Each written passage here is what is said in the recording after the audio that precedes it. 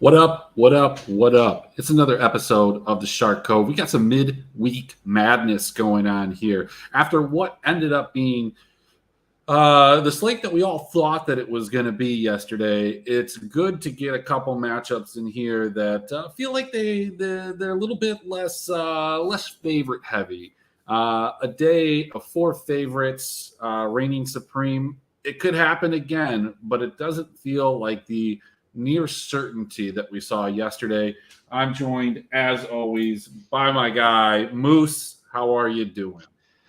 What's up? Yeah, terrible night for me overall, but I'm glad we passed that. That was the worst slate ever. So, got some good things to look Ye- forward to today. Yeah, I wish I had played more cash because my cash lineup did pretty well. I won all my like double ups. I just won them. I got first place. Same thing as the guy in fifth place for the most part. I wish I'd played that lineup in the 333. I would have min cashed. It would have been cool. But no, nevertheless, I had a Canyon Captain lineup, so I was affected, as it feels like I always am. I don't think I've ever been on the right side of a restart, like ever in my entire life. Yeah, that was bad, and that pretty much cost me my head-to-heads and double ups. Yeah, I mean, I think it's safe to say, I think he was at 7 kills and 5 assists, or pretty close to that when the restart happened.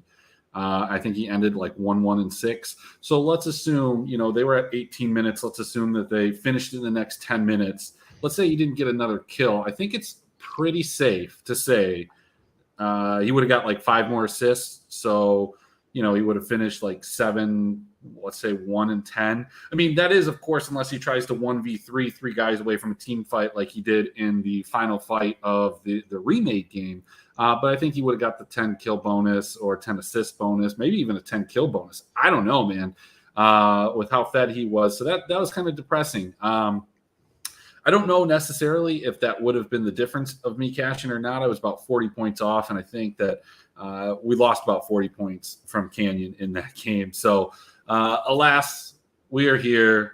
It is time to hop into this, man. Let's get right into it.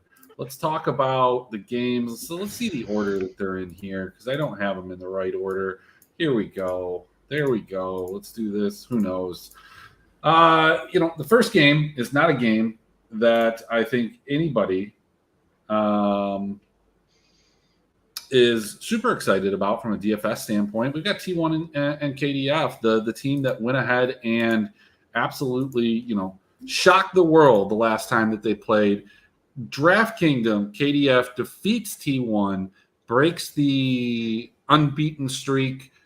We've got Kwangdong as plus 500 dogs here. They've looked like dog shit all season, aside from that one win. Moose, do you have any interest from a betting perspective on this game?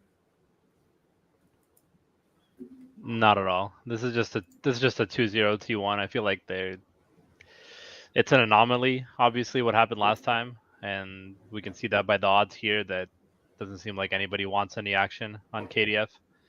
They look bad, and I would definitely feel bad betting on them. Yeah, I mean, I guess the one thing that I was looking at and I thought about this was, maybe like we want to take to the LCK 2-0 narrative that seems to be the new blue side, perhaps. But the problem is, like, T1 has shown this tendency to drop games, to have some really bad drafts, to not necessarily take care of business. I got to feel like that they want a little bit of redemption here. And I don't think that they're going to mess around, but some of their drafts have made it, hard to back a team thinking that they're going to be able to draft 2 games consecutively and beat this Guangdong team. I don't want any part of this plus 1.5. I'm probably just going to abstain from this from a betting standpoint. Yeah, I'm off. I don't see how T1 doesn't take this game seriously, given that their only losses from this team. So the question is, what kind of kill totals are we expecting here? Really, if T1 is taking this seriously, I mean, usually when T1 takes games seriously, it's a very slow type of mediocre matchup that doesn't really do much. But they've been scoring well lately. Definitely something to consider, going forward. But I just don't see in this case how they don't take this match seriously. Yeah, look, they dropped a game to HLE, but they did go ahead and take care of business against Bro and DRX. I guess maybe I'm being a little too hard on them because the series that they took, that went to 3 games was KT. That was early in the season.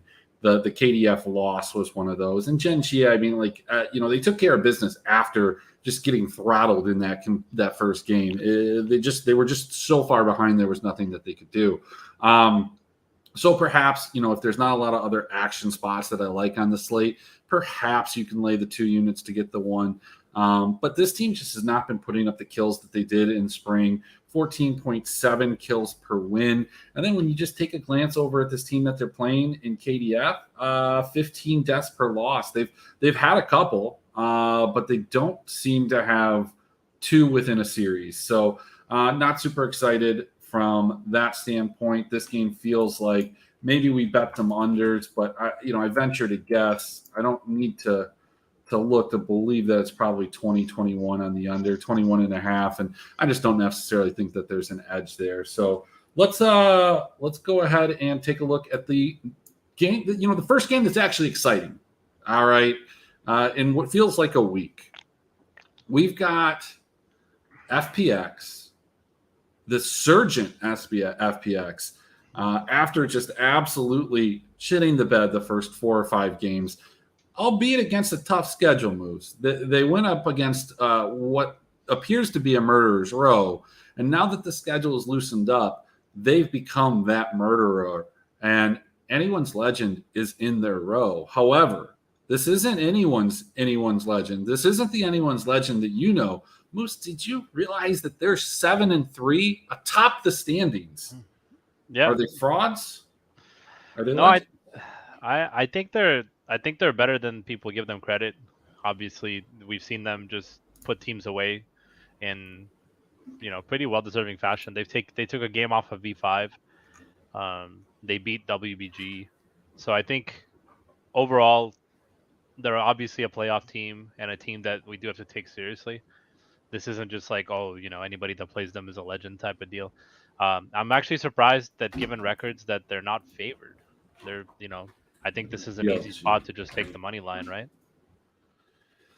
Yeah, I mean, taking a look at it, I think that this was BLG. No, that wasn't BLG. Who did they play 2 games ago? They played TT. They played WETT and up. Okay, that's what it was. So let's talk about who they've played, who they've beaten. When we look at the win against RA, it's not impressive. It was a long time ago. They lost to LNG. BLG beating them, not impressive. Beating IG, not impressive. You mentioned that they took a game off of V5, and I'm not going to try and steal that one from them. That's an impressive win. Weibo, somewhat. I feel like Weibo tends to play up and down to their competition more so than anybody else. We've seen that they can beat anybody, but they can get beat by just about anybody, and maybe even anyone's legend. So that win, we'll chalk that up to good. Look, we can't give them any credit for up. That's a terrible win. The win against WE doesn't mean anything to me, which means that their signature win on the season is that Weibo, or maybe if you believe in TT, I don't know, man. It doesn't feel like that's that impressive of a resume. Yeah, it's not great. I mean, they do have a rough schedule up ahead, for sure.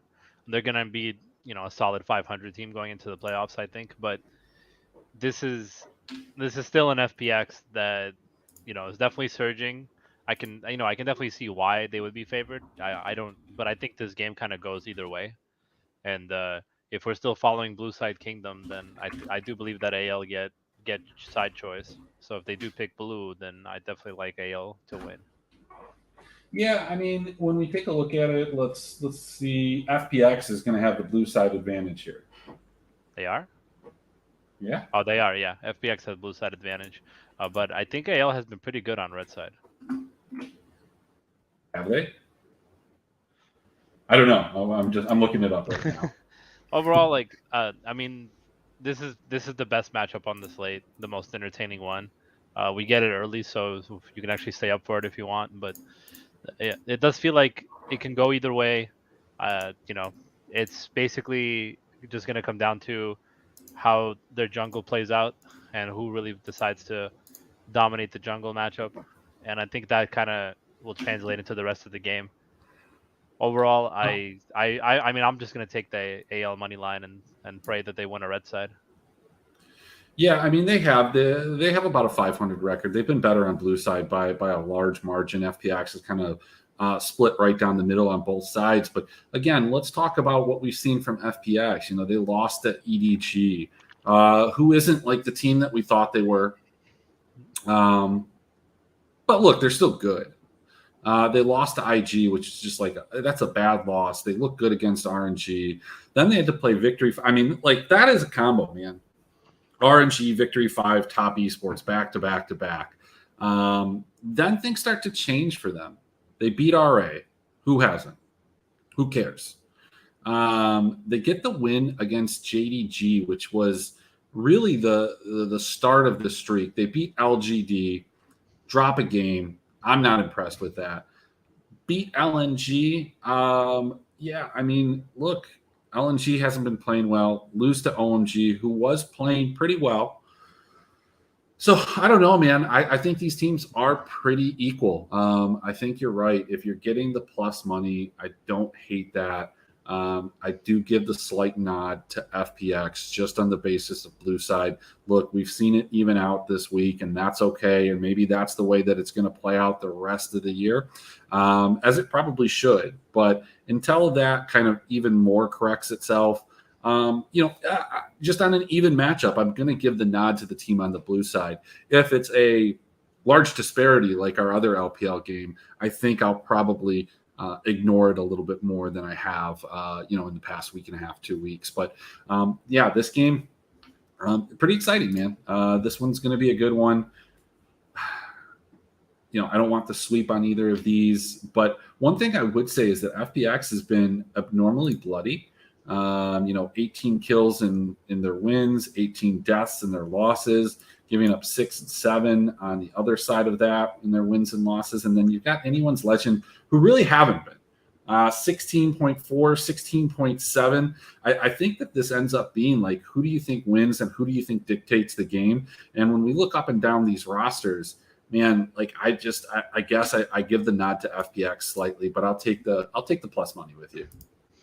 Yeah, I'll take the plus money, and I'm definitely looking at the overs. FPX are, they do give up a lot of kills, and they do get their own kills in deaths, and they have both of these teams have good KPWs, they have good DPLs. So in my opinion, I definitely like the juicier part of this matchup, and definitely compared to the rest of the slate, this feels like the matchup that is going to get the most bloody. Yeah, we're at 24 and 25 as average game totals. The total over would be 26.5, or you could pay a little bit more for the 25.5. I just don't know if that's worth it from a betting standpoint. Yeah, definitely want to go ahead and mush Marcus from now on, aka Fraud Boy, who mushed Cody, who's been mushed more than it feels like anybody. Let's talk about the rules of mushing, Moose. Mushing goes back, quite a ways. It goes back so far that we used to have Graps battles with King J and Roge. And, now neither of those guys can play DFS on DraftKings because of their locale. And that's kind of the power of the mush. So for you at home who don't know what mushing is, some people don't check the rankings until the games are over. Some people, look, Guggs likes to post it every time a score updates. He'll give you his lineup. That's his thing. He likes that. He mushes himself.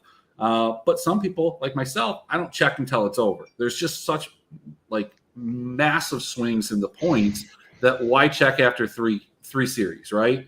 So mushing is when you kind of point out that somebody's in first place. I don't think anybody's ever won a tournament, Moose. And maybe you can correct me. I don't remember one where somebody pointed out they were in first place with a game to go. Do you win at that point?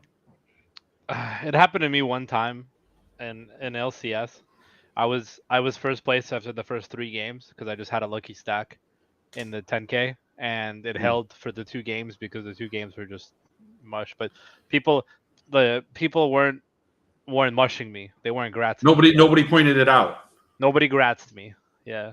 Nobody threw the little googly eyes in the chat, right? So that's the thing. Look, you can mush yourself, but if somebody puts that like just negative energy, you're gonna lose. Specifically, if it's not malicious, if you do it with malicious intent, that's something crazy. The part was with Fraud Boy today, he didn't know, or so he says he didn't know what mushing was. And so there was like a lack of remorse when he mushed Cody, who has been mushed more times than I can count. I've been mushed several times myself. It doesn't feel good. I don't check it.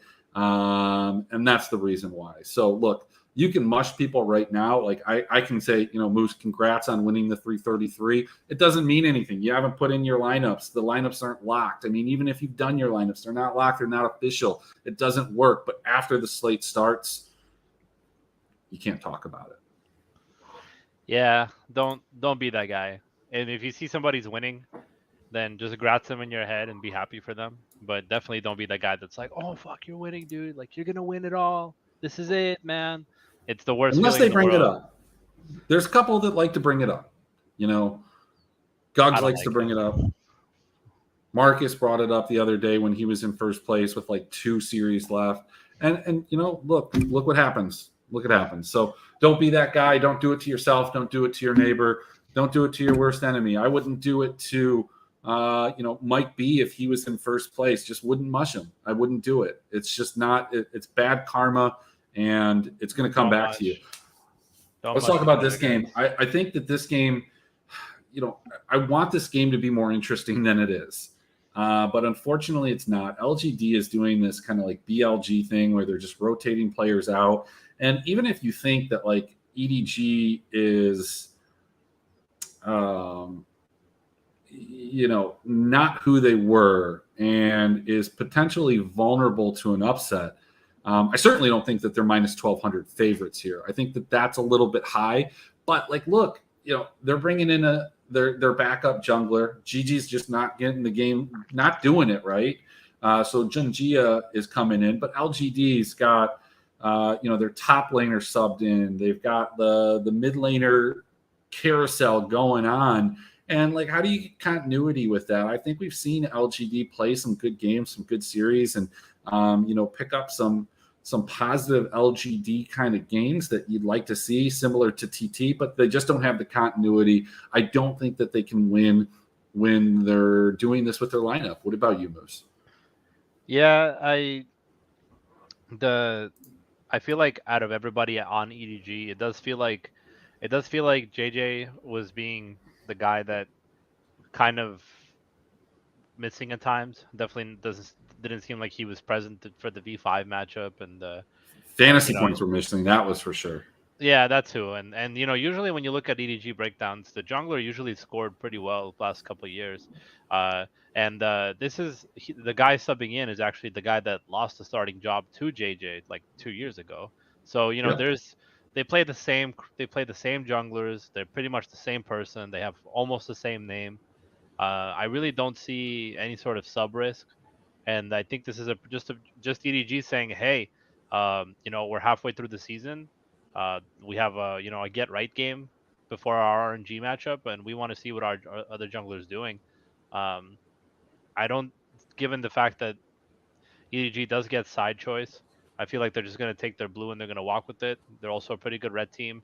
Um, Overall, going forward, their remaining matches are very winnable. Their 2 toughest matches coming up are going to be RNG and LNG, and that's where I feel like EDG are going to be put to the test. In this case, it just feels like LGD are a team that just has too many variables to be able to bet the +1.5. And as we can see, the crowd that hates it. I feel like the only way you're betting the +1.5 is if you're a true blue side believer, and LGD actually picks blue side in their second match. But on top of that, the +180 is just, I think we had a rule one time where if a +1.5 is ever higher than +150, you have to take it. And in this case, like this is the LPL, baby. Like this is the plus. It's almost 2-1 for a team to win a map. They get a blue side. I don't care if it's Fearness, or whatever, or Fearness or whatever the Talizi, or I don't know how to say his name. Chalizi or Fearness or Hai Chao or Yega or Jay or whoever. It doesn't matter to me. Plus 180 is plus 180. That's Yeah, it almost two moves. to one. And look, that's something that you can also take the plus 370 if you're a blue side believer. If if you think that they're going to win a game and it's going to be that second game, you take that map. If you think that they're just going to come out with some type of game plan and surprise EDG, something that they've worked on, from their last match to this one, you could take the plus 355 on that map. Look, you could put 2 units on it, man. You could put 1 on each of those. And if you get a sweep, you're just going to make a ton of money. Look, sometimes you do have to take these bets. I almost took a plus 825 today in the NLC. I convinced myself not to throw away the money, not to do it because, I lost just on every dog that I bet on in the LPL and LCK yesterday. And sure as shit, the worst team in the NLC ends up going ahead and beating the best team in the NLC.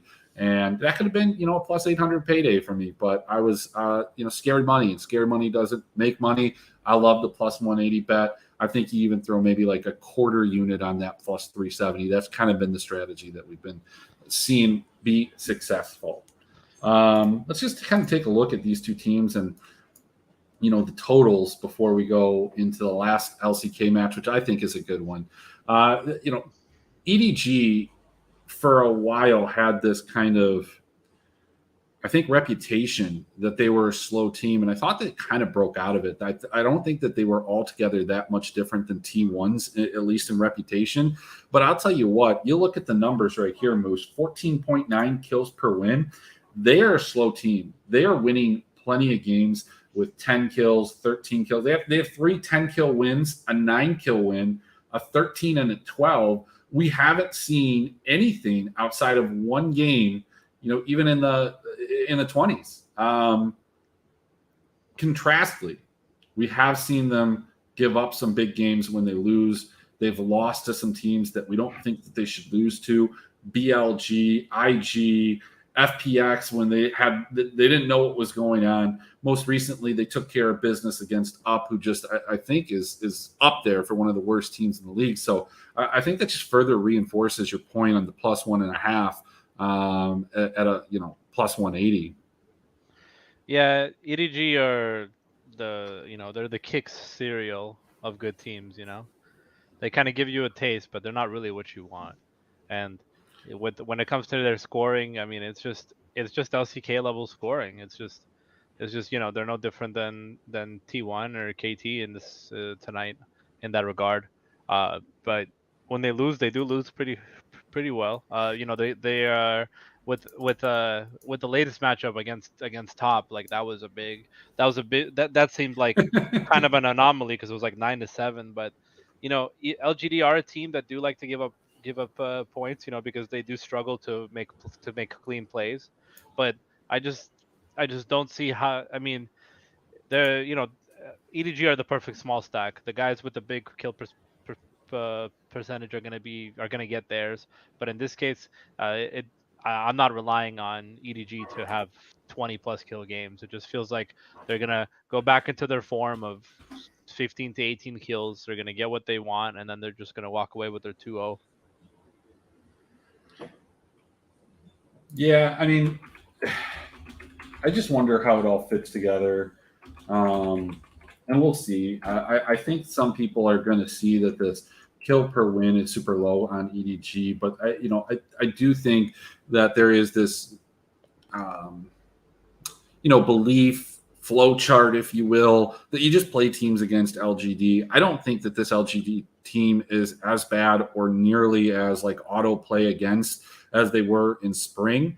And partially because they don't have a a match fixer on their team anymore, but they have given up some really, really large scores within series.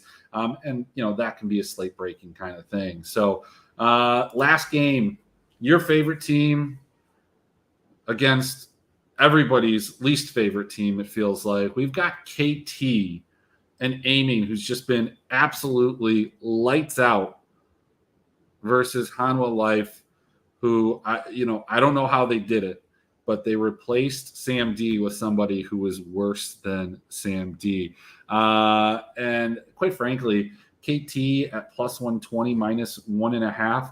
I like it. I'm not going to be surprised when they drop a game. Hanwha always seems to find a way to win a game, but I like this KT team. I think that they had a lot of kind of throws earlier in the season, that they make a lot of mistakes, and that makes it hard to bet them on the minus 1.5. But getting plus 120, I kind of like it. I kind of think it's something. And tell me I'm wrong. Am I wrong in believing that?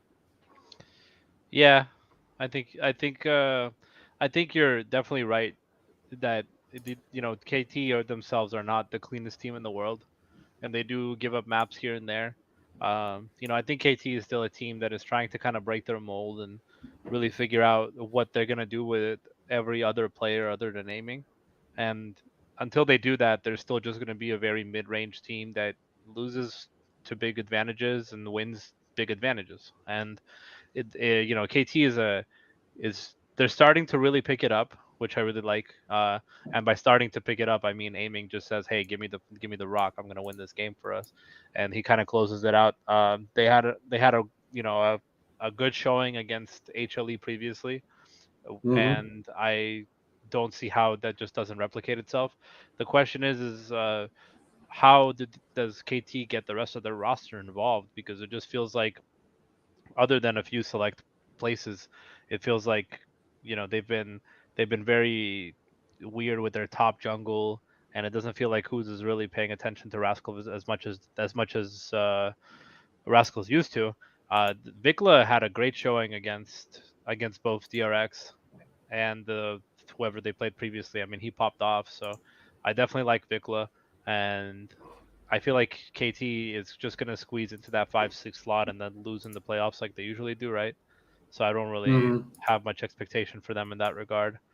I think that looking forward, I could definitely see Conwell Life taking a map, but overall, just feels like KT are on the up and up, and HLE are definitely trying to exit stage left as a team.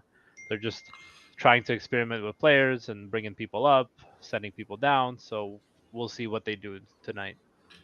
Yeah. So the prevalent wisdom when it came to KT, at least in the spring, was you played Aiming, you played Rascal, and that was kind of, you didn't need to play much more than that. You're small stacking those two guys, and that's okay.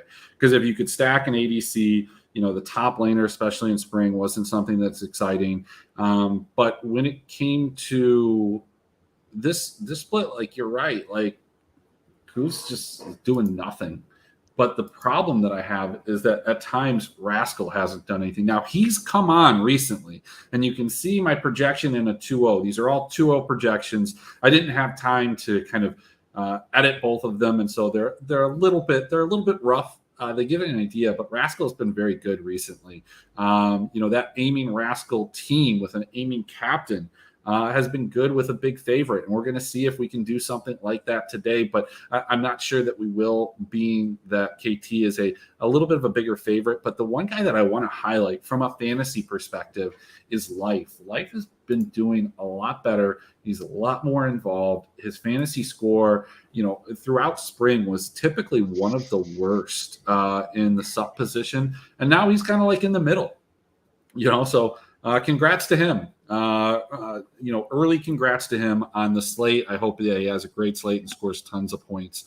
Well, Moose, let's hop into the DFS portion of this. Too early. This is why most of the people are here. This is what they want to see. Far be it from me to stop them from getting their cash lineup advice. Here we go. Favorite cash team on the slate. Is it T1 for you? Is it EDG? These teams are both huge favorites. It feels like EDG is in a little bit of a better spot in terms of the DPL of their opponent. Do you feel the same? Yeah, I feel like EDG are just like when we compare skill matchups. It does feel like we're just going straight, T1 EDG tonight for cash. You don't need to get too creative with it. If you want to, you can stick a KT player in there. But overall, like that. The lineup you have on the screen is pretty much what more so or less what everybody's going to play. I My only issue with T1 is I don't know what T1 we're going to get. I don't know if we're gonna get big pop off T1 or if we're gonna get go to sleep T1. And I love EDG's matchup obviously much more compared to T1's, so I definitely would probably play as much EDG as I can in that kind of cash lineup. So I think Yeah, people with beyond EDG, definitely you can fit them very easily tonight. yeah, I think it's, and I think you could go either way too. I mean, this one's at 586.2. If we go with just the one that it recommend, 586.5, there's not a huge difference playing Zeus versus Flandre. I think the key important part in there is getting Viper. I guess you can't probably get Scout, can you? Price difference No, just a little bit too high. you would have to take Guma, which I don't mind either because I don't see how Guma doesn't put up at least 77 or 80. Yeah, it's just that Viper's just been absolutely killing it in terms of kill share, kill participation, everything that you're looking for from a fantasy perspective. He's been there. And truthfully, while Faker has been very disappointing, Scout has not regained kind of that spring form, at least from a fantasy perspective. So, look, if you don't want to go this route, I don't think that you can really go the FPX anyone's legend route, right? Like if you wanted to do that, that's more of a kind of a winner take all strategy. FPX, EDG, you could get a Clid captain. Just hope that Clid has one of his pop off games. He has had some really, really good Viego series, but that's not something you can count on all the time. That one does put us at 609. That's a nice price right there. Or a nice score, 612 with a double LCK cash game. But again, that's not necessarily your heads up kind of score. But do you feel like this FPX anyone's legend? One of the things that I think is the biggest advantage that you can get in cash, if you think that the line is absolutely wrong, do you believe that because you kind of alluded to it? I don't know if I changed your mind. But do you think that anyone's legend should be the favorite in this match against FPX? And if so, do you feel like you can kind of put them into cash? Yeah, I wouldn't be playing AL in cash, but I'd play much safer. But what you can get with playing AL tonight is definitely more so for like single entry tournaments and winner take alls. I think that you kind of nailed it on the head, and you could pair them with EDG for a nice lineup. You could pair them with T1. You could pair them with KT. You could get them with anybody. KT being the least owned because you have a ton of salary cap if you do pair them with KT, which does make it interesting. FPX are obviously a little bit harder to pair today, but I feel like you're gonna get most of your fantasy points tonight, or at least it feels like it, unless one of the games is just a dud. Okay. So let's take a look at what those KT lineups look like if we go ahead and put them together. EDG and KT. You get a Rascal captain. That's not that much different, but it does have a little bit of a higher score. I mean, I guess the concern that I have is you have to play some players that we've just been shitting on throughout the show, and like Aiming and Viper, they're great to get together, but I don't think that you can do that today. And then if you go KT with T1, I'm assuming it's pretty similar. Yeah. Maybe you can go with a jungle captain. I don't know. Can you? Let's just see. I'm just curious. Yeah, you can get a jungle captain if you want to go for KT. Yeah, so look, there are some options out there for you in cash. How many different combinations of this exist, though, is I guess the question that I have.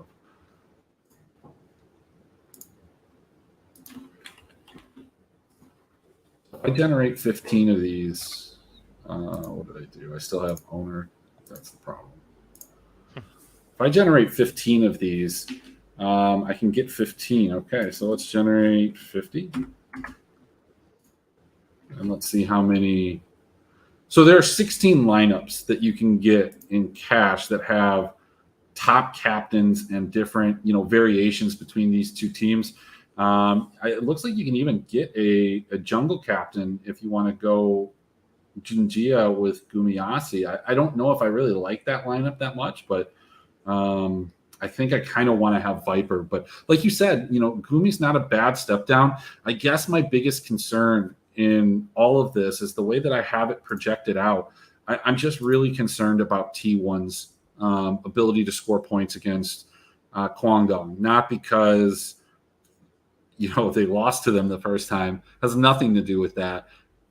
It's more so KDF's willingness to fight. I don't think that it's there. So as a result, I'm not thrilled playing T1. I think I would actually think about playing KT. But look, I'm not playing head to heads. I'm going to be in a couple winner take alls.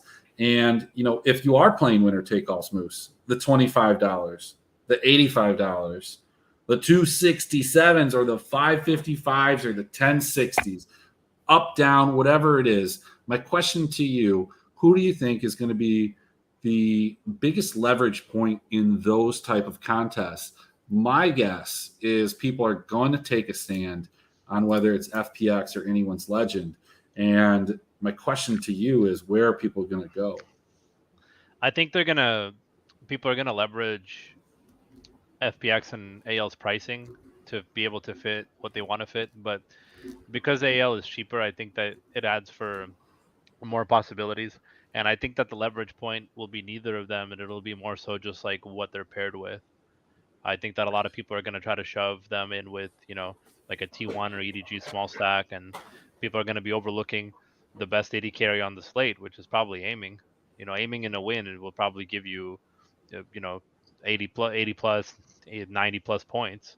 So I feel like Sure. you can definitely differentiate yourself if you rock a KT lineup or a KT one off or who knows. But overall, I feel like the FPX AL matchup is definitely the one that's going to be targeted the most, and we're going to see all kinds of combinations all over the 3-3-3 and the 15 with them. Yeah, so the 3-3-3 and 15 different animals, of course, those are going to be highly owned. But when it comes to like winner take alls, we're talking the 85s, the 267s. You got 4 people in there, right? And one of the strategies that you can take from a leverage perspective is usually trying to figure out what those guys are going to be playing. And I think that most people in a 4-man contest are going to have one of those two teams. The question is, do you think it gets split down the middle 2-2? Or are you able to take, like, let's say an FPX? I mean, let's be honest. So I think EDG FPX could be a popular build, but the realistic possibility of what you're playing there is you're playing a Clid captain, which doesn't feel good. You're playing Jinjia, who just, like, let's face it, has a possibility of getting subbed out. Whereas on the other side of things, if you play AL, tell me that this Betty captain is not sneaky. Tell me, look, you get out worrying about the sub. You get Betty, who people love. Zhao Ho, or however you say his name, just had an absolute pop-off monster game. You still get Viper. You get EDG, who's probably going to sweep. Like, this is a sexy lineup here, and I think that you can even do this in reverse and put Viper there with Betty, and put like Scout in there and put Miko, and still kind of avoid some of those questionable sub spots. Yeah, AL tonight is just, I mean, they just let you pair with everything so cheap if you 4-stack them. It almost makes me feel like it's a trap because it's just so easy to get everything you want. I think you're right. And look, if you're going to play this lineup that's on the screen in anything that's a large field GPP, like this one right here, this Betty Flandre, this Flandre Viper EDG with a 4-stack Betty, you're done. It's not like, look, it could be the optimal lineup.